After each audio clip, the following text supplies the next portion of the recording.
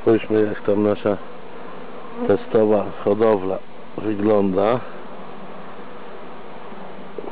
Rano tu umieściliśmy odpalone mateczniki ze startera.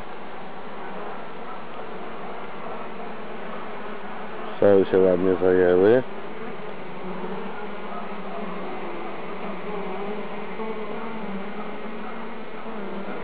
Matecznikami.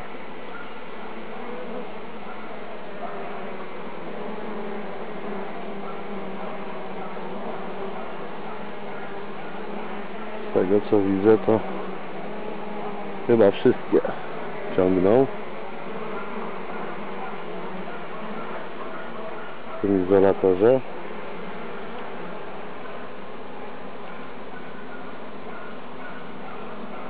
A obok sobie matka z jednej i z drugiej strony, raz z jednej, raz z drugiej, śmiga z tym ulu i czerwi.